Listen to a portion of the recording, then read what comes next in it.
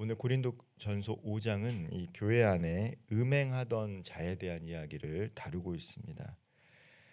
아버지의 아내와 관계를 맺었던 근친상간을 하고 있던 성도가 있었다라는 것이죠. 아무래도 실제 어머니라기보다는 이제 계모라고 할 수 있을 것입니다. 그럼에도 불구하고 어떤 성적인 관계를 갖고 있었던 그 사실을 이 고린도 교회 성도들이 알고 있었는데 그것에 대해서 오늘 바울이 음행의 문제와 함께 그것을 어떻게 대처해야 되는지 고린도 교회 성도들에게 이야기하고 있는 내용이 오늘 고린도전서 5장 1절에서 13절까지 기록이 되어 있습니다.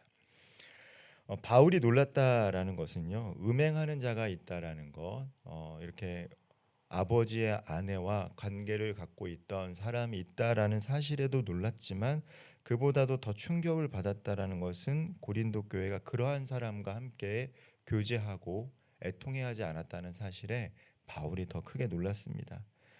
오늘 고린도전서 5장 6절 하반절에서 바울은 이렇게 이야기합니다. 적은 누룩이 온 덩어리에 퍼지는 것을 알지 못하느냐. 죄는 작은 것에서부터 시작한다라는 것이죠. 방치하면 온 삶을 무너뜨리고 공동체 전체를 병들게 합니다.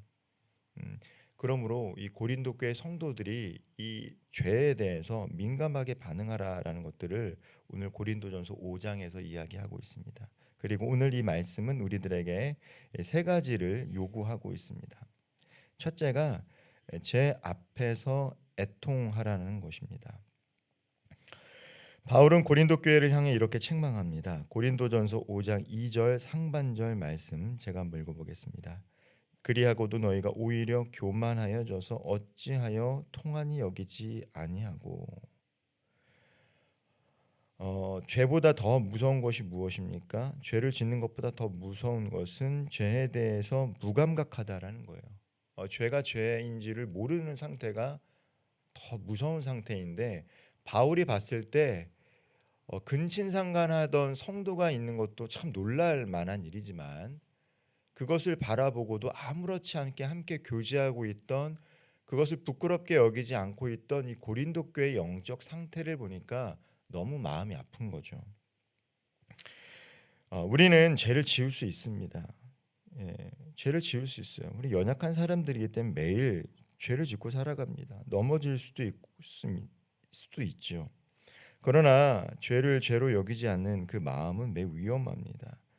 죄를 지을 수 있지만 다시 짓지 않으려고 하는 마음, 죄를 부끄러워하는 마음, 그런 마음이 있어야 되는데 그 마음이 사라진 것이 위험하다라는 거예요. 죄 앞에서 마음이 아프지 않은 것, 하나님의 거룩하심 앞에서 두려움이 사라지는 것이 문제입니다. 그럼 어떻게 됩니까? 회개해야 되는데 변명하고 스스로를 죄에 대해서 합리화한다라는 것이죠. 그것이 바로 영적인 무감각한 상태입니다. 고린도 교회의 문제는 죄가 있었음에도 애통하지 않았다는 데 있습니다. 그들은 울어야 할 자리에서 자랑했다라는 것이죠. 자신들의 죄된 모습, 거룩해진 모습에 대해서 부끄러워야 되는데 지식을 자랑하고 지혜를 자랑하고 은사를 자랑했다. 이 모습을 보고 바울이 기가 막힌 거예요. 부끄러워해야 되는데 부끄러워하지 않는 그 공동체의 모습을 보니까 애통하는 거죠. 물론 편지를 통해서 소식을 전달해 받았지만 바울이 영으로 느꼈다라고 오늘 서신서에서 이야기하고 있습니다. 오늘 우리가 이 말씀을 보면서 우리 자신을 먼저 되돌아봐야 됩니다. 나는 죄 앞에서 아직도 부끄러워하는 마음이 있는가? 하나님 앞에서 죄에 대해서 부끄러워하는 마음이 있는가?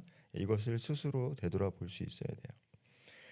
하나님은 사람들 앞에서 체면을 지키는 신앙보다 하나님 앞에서 마음을 찢고 회개하는 신앙을 원하십니다. 사랑하는 성도 여러분, 죄를 작게도 또 남의 문제로도 보지 마십시오. 먼저 내 마음을 살필 수 있어야 됩니다. 말씀을 전하는 저나 말씀을 듣는 우리 성도님들이나 먼저 내 안에는 이런 누룩이 없는지, 죄에 대한 오래된 죄의 습관이 없는지, 그리고 혹시 내가 죄를 짓고 있다라면 거기에 대해서 통회하는 마음이 있는지, 부끄러워하는 마음이 있는지를 먼저 되돌아봐야 돼요. 하나님 앞에서 마음을 찢어야 합니다. 그때 어떤 일이 생깁니까? 은혜가 회복이 되는 거예요. 우리 삶 가운데 하나님의 임재가 느껴지지 않을 때가 있고요. 은혜가 느껴지지 않을 때가 있습니다. 그 이유를 한 가지로 딱 단정 짓기는 어려운데 분명한 한 가지 통로는 죄가 우리 삶 가운데 있음에도 불구하고 회개하지 않으면요.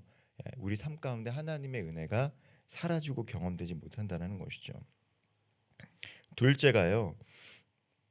묵은 누룩을 내버리라는 것입니다. 바울은 7절 상반절에서 분명하게 고린도 교회 성도들에게 이렇게 명령합니다. 7절 상반절 제가 한번 읽어보겠습니다. 너희는 누룩 없는 자인데 새 덩어리가 되기 위하여 묵은 누룩을 내버리라.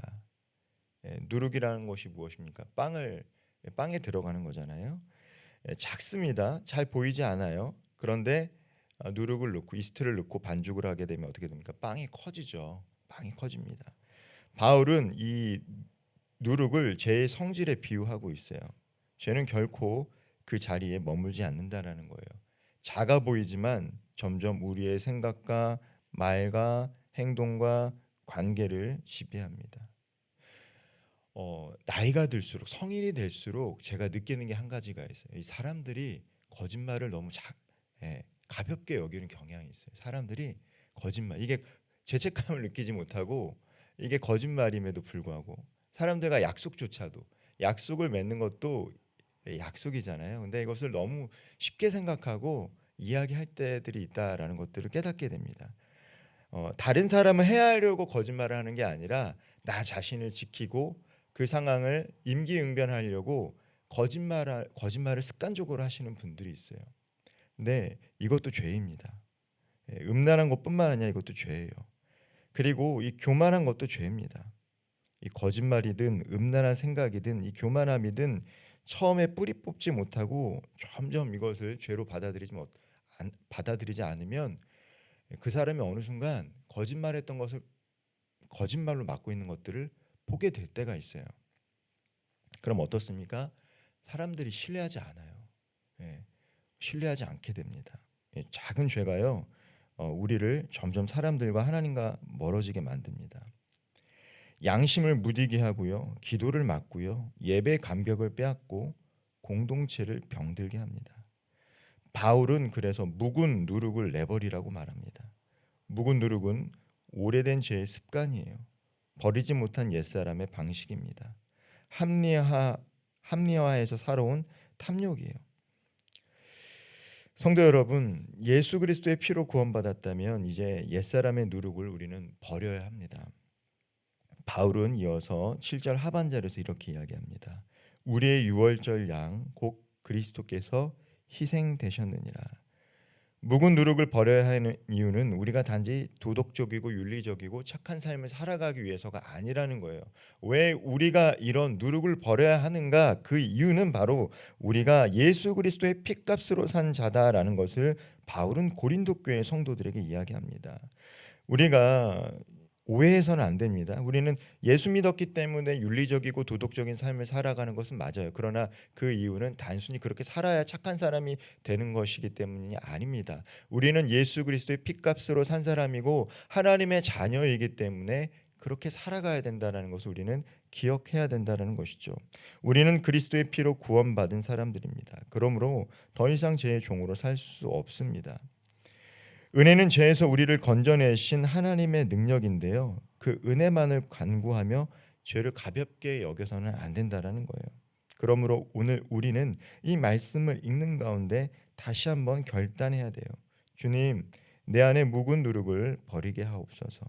오래된 죄된 습관을 끊게 하시고 감추어진 죄를 가지고 하나님 앞에서 회개하게 하옵소서라고 기도할 수 있어야 됩니다. 세 번째로 바울은 고린도 교회 성도들을 향해서 거룩한 공동체로 살아갈 것을 명령하고 있습니다. 권면이 아니라 명령이에요. 본문은 개인의 죄만 다루지 않습니다. 공동체의 거룩함을 말하고 있어요. 이 죄라는 특성은 뭐냐면 누룩에 비유했잖아요. 작은 죄가 자신뿐만 아니라 다른 사람에게도 옮겨지게 됩니다. 그래서 죄를 잘 다스릴 수 있어야 돼요. 특별히 공동체 안에 죄가 틈타지 못하도록 잘 막아야 됩니다. 어, 예전에 이 간통죄가 예전에는 형사처벌을 받게 됐었어요. 그렇죠? 형사처벌을 받았습니다. 간통을 저지르면 형사처벌을 받으니까 간통죄를 짓고 싶은 사람들도 그것이 부끄러운 줄 알고 법의 처벌을 받게 되니까 드러내놓고 짓지 못했습니다. 그러다가 바뀌게 됐잖아요. 행복 추구권이 행복 추구권이 더 옳다, 헌법의 상이다라고 해서 법이 바뀌면서 간통죄가 이제 형사처벌은 받지 않습니다. 민사적으로 해결해야 될 부분이 있죠. 하지만 형사처벌은 받지 않게 돼요. 그 결과 어떻습니까? 오늘날 이렇게 매체를 보면요, 부끄러워하지 않은 사람들이 참 많다. 부끄러워하지 않고 살아가는 사람들이 참 많다라는 것들을 알게 됩니다. 아직 이혼도 하지 않았음에도 불구하고 번듯하게 다른 사람을 데리고 언론에도 나타나는 기업인들도 있어요. 이거 매우 부끄러운 거예요. 예전에는 그렇게 할 수 없었다는 것이죠. 그런데 왜 어떻게 이런 현상들이 나타납니까? 죄를 가볍게 여기지 않은 사람들이 나타나니까. 특별히 지도자들이 죄를 가볍게 여기지 아니하니까 대다수의 사람들이 그것을 가볍게 여기게 된다라는 것이죠. 마찬가지입니다. 바울이 말하는 것은 죄라는 것은요, 개인의 문제로만 다루지 않아요. 공동체의 문제입니다. 교회에서도 마찬가지입니다. 성도는 혼자 신앙생활하는 사람이 아니에요. 함께 부름받은 사람들입니다. 함께 예배하고 함께 자라고 함께 거룩을 이루어가는 사람들입니다. 그래서 한 사람의 죄를 방치하면요, 공동체 전체가 영향을 받게 되는 거예요. 바울이 왜 애통했습니까? 이 사람의 죄에 대해서도 애통했지만 그것을 나는 그렇게 행동하지 않아도 그것을 대수롭게 생각하지 않고 있는 성도들을 보니까, 이미 죄에 대해서 무감각한 성도들을 보니까 애통한 마음이 든다는 것이죠. 바울은 교회가 세상 사람들을 정죄하라고 말하지 않습니다. 세상 속의 사람들과 완전히 관계를 끊으라고 하지도 않았어요. 바울은요, 오해하면 안 됩니다. 세상 사람들이 음란함에 대해서 그것을 오케이 이렇게 얘기한 것은 아니에요. 그러나 그들은 아직 예수 그리스도 밖에 있으니까 그들과 관계를 끊으라고 이야기하지 않습니다. 오히려 교회 안에 있으면서도 음란한 행위에 대해서 죄로 여기지 않는 사람들과 어울리지 말라라고 바울은 이야기하는 것입니다. 우리는 세상 속으로 들어가야 됩니다. 직장에서, 가정에서, 학교에서 이웃 가운데 빛과 소금으로 살아내야 되기 때문에 직장 동료가 아직 예수를 알지 못하는 사람들이 음란한 삶을 살고 있다고 해서 그 사람들 끊으라는 얘기가 아니라, 아직 그들은 예수를 알지 못했기 때문에 바울은 그 사람들과 관계를 끊고 살아가는 게 아니라 교회 안에서 그렇게 살아가는 사람들과 관계를 끊으라고 이야기하는 것입니다. 바울은 교회 안에 대해서는 분명하게 이야기하고 있어요. 그리스도인이라고 하면 계속해서 죄를 붙들고 회개하지 않는다면 공동체는 그것을 사랑이라는 이름으로 방치해서는 안 된다는 거예요. 참된 사랑은 죄를 덮어두는 것이 아닙니다. 참된 사랑은 사람을 살리기 위해 죄라고 말하는 거예요. 부모가 자녀를 사랑한다고 해서 잘못을 무조건 눈 감아주면 안 됩니다. 자녀 망치게 됩니다. 의사가 환자를 사랑한다고 해서 병을 숨기지 않습니다. 살리기 위해서는 현실을 직면할 수 있도록 이야기해 줘야 됩니다. 교회도 그렇습니다. 교회는 정죄하는 공동체가 아니에요. 회복시키는 공동체입니다. 그러나 분명한 것은 회복을 위해서는 죄를 분명히 다룰 수 있어야 됩니다. 거룩함 없는 사랑은 방종이 되고요, 사랑이 없는 거룩함은 정죄가 됩니다. 그래서 교회는 사랑함과 거룩함을 함께 붙들고 나아가야 됩니다. 사랑하는 성도 여러분, 거룩한 공동체는 완벽한 사람들이 모인 곳은 아니에요. 죄가 전혀 없는 사람들이 모인 곳도 아닙니다. 교회는 죄인들의 모임입니다. 거룩한 공동체는 그렇다고 해서 죄를 숨기지 않고 회개하며 서로를 살리기 위해 권면하고 함께 주님께로 돌아가는 공동체라고 할 수 있을 거예요. 우리들은 죄된 사람들입니다. 여전히 또 죄를 짓고 살아갈 수밖에 없어요. 그러나 그것이 부끄럽다라는 것을 알아야 되고요, 회개해야 되고요, 또 서로를 권면하면서 주님을 닮아가는 공동체가 되어야 됩니다. 말씀을 맺겠습니다. 우리는 혼자 구원받는 사람들이 아니라 그리스도의 몸으로 부름받은 사람들입니다. 우리의 유월절 어린 양 되신 예수 그리스도께서 이미 우리를 위해 희생되셨습니다. 이제 우리는 그 은혜 안에서 새로운 삶을 살도록 부르심을 받은 사람들이에요. 오늘 이 말씀을 읽는 가운데 묵은 누룩, 즉 우리 안에 오래된 죄의 습관을 버리고 순전함과 진실함으로 살아감으로 우리 자신도 거룩해지고 또 거룩한 공동체를 이뤄나갈 수 있는 저와 우리 모든 성도님들 되시기를 주님의 이름으로 축원드립니다. 기도하겠습니다. 사랑의 하나님, 오늘 말씀 앞에서 우리의 마음을 살피오니 죄를 가볍게 여기고 무감각하게 살아온 모습을 회개합니다.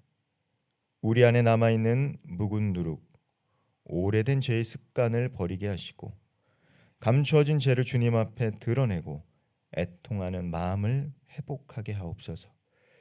우리의 유월절 어린 양 되신 예수 그리스도의 은혜를 깊이 붙들게 하시고 죄를 방치하지 않고 사랑 안에서 서로를 세워가는 공동체 되게 하사 순전함과 진실함으로 주님 앞에서 거룩하게 살아갈 수 있도록 오늘 하루도 우리와 동행하여 주옵소서. 예수님의 이름으로 기도합니다. 아멘.